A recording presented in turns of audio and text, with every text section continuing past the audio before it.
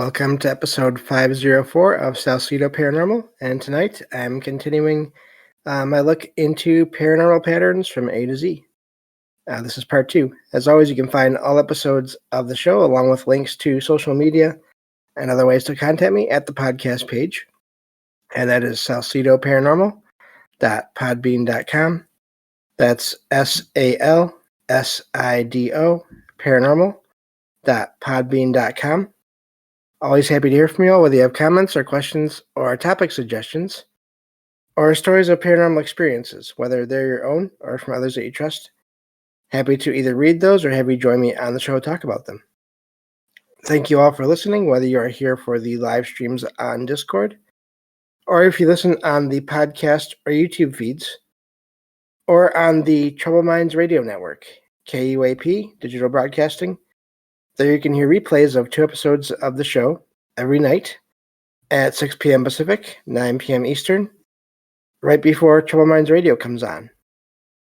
As always, I want to thank Michael Strange, host of Troubled Minds Radio, as well as Liam Martin, host of the Exile Minds podcast, for producing my shows and putting them up on the station, along with the music that you hear there. If you'd like to support the show, there are some different ways to do that. You can always share the show with others and rate and review it on your podcast platform of choice. I also have some paranormal fiction and nonfiction books you can check out on Amazon.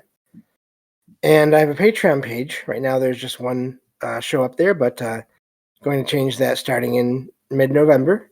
Do at least one show a month. And that content will always be available to anyone who subscribes to any tier level, membership tier level on that page. And if you'd like to just make a one-time donation, currently the best way to do that is just through PayPal. Due to issues I've had with Venmo and just other apps in general, for whatever various reasons, PayPal is the one that works best for me right now. And help is never expected, but always appreciated. And I want to thank everyone that has helped so far, because there are expenses in making these shows, from equipment to research materials to travel expenses. In less than a week now, technically, I will be going to the Mid-Michigan Paracon in Mount Pleasant, Michigan, at the Soaring Eagle Casino and Resort, and that is November 4th and 5th. That's a Saturday and Sunday, and I'm looking forward to that. It'll be my first time going to any event like that, of that kind. I will be making recordings, audio recordings of myself and anyone else that wants to join me there, and to talk about all things paranormal, and then I will share those recordings here on future shows with help from, again, my friends that help make these shows on the station. So looking forward to that, and can't believe it's already so close. But so yeah, I think that covers everything. Again, tonight is part 2 of a series I'm doing this week here throughout Halloween. This is my last week of this schedule, of this Saturday through Wednesday schedule. And then I'm going to be taking probably about a week off with all the Paracon and everything, to basically set up a new streaming schedule, and then slightly different release schedule for the podcast and YouTube. But just to help basically make it easier on myself to do these shows, in terms of my eyes, my low vision, and everything, because apparently I was trying to do too much throughout the beginning of this month. So yeah, looking forward to doing the show here. Yesterday, last night, we made it through the first 4 letters of the alphabet, A through D. And again, just for anyone that hasn't listened yet, I found this website. It's called Paranormal Encyclopedia, and it has basic descriptions of a lot of common phrases or words associated with the paranormal and supernatural. And so what I decided to do was sort of just read through some of the most interesting basic ones. Some of the things I feel are really a major parts of all this, and just talk about those descriptions and those words, and sort of refer to stories that I've heard or read that seem to be connected to those words and those descriptions. So that's sort of what I'm doing this week, and so this is continuing with that. And of course, today I am starting on the letter E. And if you go to that website, Paranormal Encyclopedia, I believe that's just what it's called.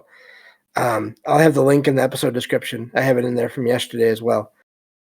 It has a alphabetical order, basically a selection across the top of it, where you can choose any letter and then go from there. And so there is far more information on that site than I am actually going to be able to put in this series, just because of time and everything. But I may do a second series at some point where I pick some of the things that seem like I hadn't heard them much before or at all, and explore those ideas and topics a little bit more. But I figured just for this week, for something fairly easy to do, I think this works. And I hope everyone enjoyed yesterday's show. I enjoyed doing that. And so this is a continuation of that. So the only problem is I didn't get to look into these lists beforehand today, because I ran out of time and ended up having to go out before the show, which is fine. And I had to go to the store, so have to do that whenever it works out for everyone that takes me. So, but yeah, so I didn't look at this list yet, but I'm not too worried about that. I can pretty much scan through here and find the things that I think are most important to talk about. And the first one here that I see is elemental, and this is said to be a nature spirit. And these are entities that a lot of people say, and I sort of believe this, they're not just the spirits of people that have passed on necessarily. They are separate entities that are part of or made of or attached to various aspects of nature. And these are figures that people see while they are sort of, if I'm not mistaken, out in nature, more so than just in the middle of a town or and like that. But so these are basically non-human entities that are tied to the natural world, which of course in a lot of areas is has been sort of hidden by a lot of humankind's buildings and construction and all that. But they're still seen everywhere, even sometimes in urban environments. So thought that was a good point to bring up there, because there are more than just human entities out there.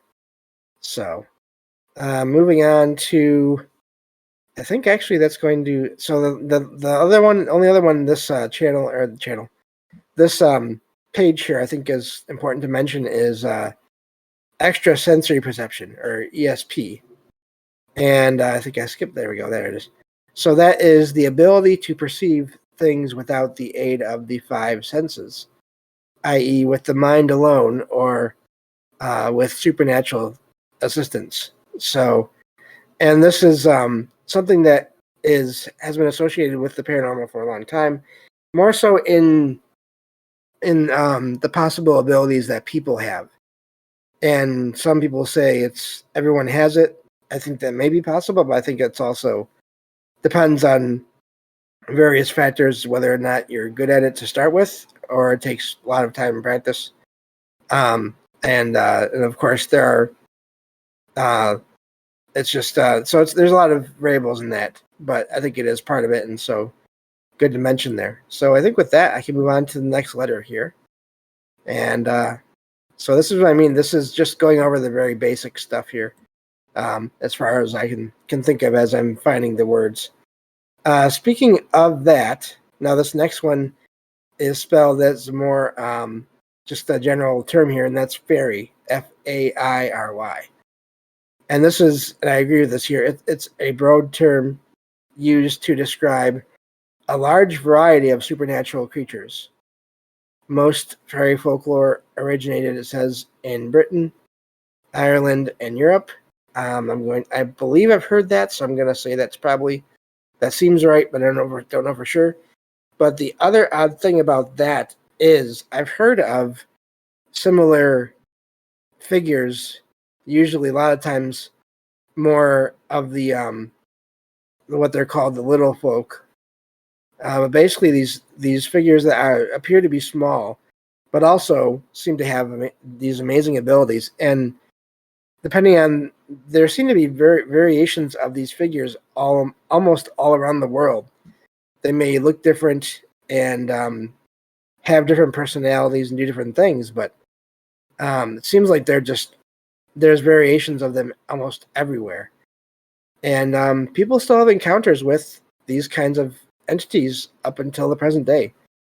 And so it may seem like something, if you're not sort of into all these things, it may seem like something that is more, would have existed more in ancient times just as folklore, but people have encounters with what they consider to be some kind of version of what the page there describes as fairy. So I wanted to point that out because there are just so many encounters that do not fit the usual ghost or alien stereotype, and yet there are similarities in some cases between all those things. Especially, I've heard it suggested over the years that in some cases, what we see as aliens now may actually not be aliens in the sense of from other planets, but may just be sort of our perception of these entities in modern, because of modern views of what is out there. And I always like to think that everything is possible and there's not just one right answer. So I don't doubt that there can be, or that there are aliens out there in the traditional sense of the word, but also I think when you look at some of the things that both aliens and fairies supposedly do, there are some similarities at times. So just different settings maybe and different details. But anyway, so I wanted to point that out for that one. I'm getting back to the file here, the page here, and I'm looking, and I don't remember. So this next one here, this last one, and this is something we'll get back to. I know I kind of stopped in the middle of this. It mentions Fortean phenomena, and that's an umbrella term to describe any paranormal phenomena named after researcher Charles Fort, 1874 to 1932, who spent much of his life cataloging such phenomena. So that's a series that I've been doing, and I'll get back to that after my sort of little break and rearranging of things here. I've been doing this for a while now, once a week, going over his books, and it really has been amazing. If anyone wants to just dive into a really long read, I would suggest finding the complete books of Charles Fort, and you can get those online through Amazon or probably even Google Play, whatever, any of your book online PDF book purchasing sites, I imagine. And there's just so much in there, and he has a very he has a unique style of writing as well that is entertaining in and of itself. You don't get that so much with the summaries that I do of all the things that he writes about, but definitely check that out. So that's going to cover F, and we'll move on to the next letter here. So, of course, that would be G. And looking at this list here, I'm going to guess, and I was correct here. The first one here I see that I have to mention, of course, is ghost, an apparition of a deceased person. Now, that is the traditional. This website does seem to go with more traditional definitions of things. We saw that yesterday with alien, the website referring to more of just an extraterrestrial. But I pointed out yesterday, to me, and this is just to me, alien is anything that is unknown or unfamiliar. And ghost, it seems like it's almost more of the description of how of an appearance in a way, more so than of what is causing that appearance. Because to me, there when times where people see transparent figures that appear to be from another time, or even solid figures, doesn't have to be transparent. Basically, the point is that I think there are many things that can cause ghosts. In other words, apparitions that vanish and reappear, and all those different things, including time anomalies and just residual energy recordings, basically residual energy fields that act like tapes, almost like playback loops of events. A lot of cases, people say it has to be a traumatic event, but I also think some residual can just happen from people repeating the same pattern for over and over again for a long time. I think both are possible sources there for that. Going on to looking for the rest of this here. The next one I see that I want to mention is actually important because it seems to be associated with both fairies and nature spirits. And this one is gnome, which of course the G is silent, Gnome. It says here, a type of nature spirit said to live in caves and or mountain habitats. So, and these are the ones, I believe the traditional or the stereotypical image of that is a short, small, basically short by regular human standards in a way. But these figures that are usually men that have plain clothes, sometimes even like the same color clothes all the way through, and then a solid colored, sometimes even pointed, almost like funny enough, when you see garden gnomes, some people have claimed to see similar figures to what you would think of as like a garden gnome, but they're real. They're not just lawn ornaments. They're entities of some kind. So that is really something to me because it's something that is part of. I mean, a lot of people know what that is if you go with the non-paranormal description of that, but then they have no idea about maybe the sightings of similar figures again to this day. Now, here's something we don't talk about a ton in this show because I don't know a lot about it, but I am planning on changing that, doing a summary of one of these at some point, probably after the Charles Fort series is over, and that is a grimoire. I'm not sure. I'm probably not saying that right. Grimoire, and that is a book of magic, a document detailing the names of, in some cases, of course, demons, but also with instructions on how to raise and control them. So that is one definition. I've heard of that, just that word, though, used just to describe books of general, just all-purpose, all kinds of magic as well. So again, keep in mind this is a great site, and I'm not really arguing with anything that I find here. I think I mentioned this yesterday. Everyone has to do their own research and find out more, whatever they can about whatever they're interested in. And this is going to be obviously just based on whatever research this person that made the site did. So I don't claim to know anything, and I'm sure everyone does what they can. So I'm not. This is a great site, I think, as a starting point, if nothing else. So moving on to the next letter here, because I think that's the last one I see that I want to touch on there, and that would be H. And of course, Halloween is the first thing it mentions here. It has, in quotation marks, All Hallows Eve. It says the night of October 31st. I've heard some variations on that, but that does seem to be the popular culture reference to that being that day, when the worlds of spirits and mortals are said to become one. So that's sort of the idea with there being this veil between dimensions and it being thin at this time of year. So moving on to, so H is a bit longer, but not too bad. Excuse me. The next one I want to mention here is, where I lost it. There we go.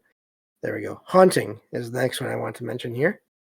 And that is unexplained events at a particular location attributed to the presence of spirits or ghosts. So, and a lot of people these days, like in sort of your popular culture movies, TV shows, it's a sort associated more with like horror, like negative things. But as I've been sort of looking into all these stories of people's encounters, they're not always negative. And yet, if you look at that definition there, it doesn't say it has to be negative either. So I think you can have a haunting, even though there is some baggage to that word, as people say. I think it still can be accurate to places that have activity, but it doesn't have to be negative activity. That's what I would say on that. So going down the list here, and let's see here. So okay, let's see. This is something I want to look into more because I haven't heard of this before. This one says human mysteries, and the definition is a category of paranormal phenomena relating to the human body and mind. So I'm thinking that goes again back to certain things like ESP, just abilities that that maybe science does not agree or does not think actually exist, and yet you have stories throughout time of people who could do amazing things that don't make sense throughout time, probably even to today, until today. So, so yeah, I think that's going to take care of the H's. Moving along here, and like I said, I would definitely recommend checking out the site. There's so many things I'm skipping, and so yeah, I is really short here, so I think we're going to get through that pretty fast. In fact, I think I only see. Okay, so there's this one here that says Illuminism, which I had never heard of before, but I like that word. It says the process of attaining spiritual enlightenment. So that's a neat phrase there. And again, this is a short one, so that's going to do it for the eyes as far as what I want to talk about. And that brings me to J's, which I'm guessing is also going to be short. And I was right. So now this is let's see here. So this is this first one here I've heard of, I've never experienced, I don't think. And I'm not even sure how you say it. I think it's in French. It's Jamais vu. It appears to be, it sounds a lot like, so the opposite is deja vu. But this is so it's spelled Jamais and then VU. It says a feeling that a familiar place or situation has never been experienced before. So that's a neat one there. So this website does mention various cryptids throughout time and the world. And the one thing here it mentions here that I think is neat, something that you hear about, but only if you really dig into, I think, a lot of the paranormal, or if you live in the area, as would be the Jersey Devil. And this one says, a mythical creature said to inhabit the Pine Barrens of southern New Jersey in the U.S. So, and that's it for the J's, as far as I can tell there. So, and that's all the letters that I pulled up for today. I think that does it, though. We're just about out of time. Again, thank you all for listening to all the shows so far. I cannot believe we made it to over 500 episodes. And so, yeah, thank you all for listening. Again, I'll be doing shows for the next few days, and basically Monday through Wednesday. Tuesday, if I can arrange it, if I can handle it, I'm going to try to do 2 shows within the same night, back to back. But and then after the Wednesday, there will be some time off. I will be taking some time off to prepare for the Paracon, and then yeah, so really excited about everything. Again, thank you all for your support, and I will talk to you all on the next episode of Salcedo Paranormal. Take care.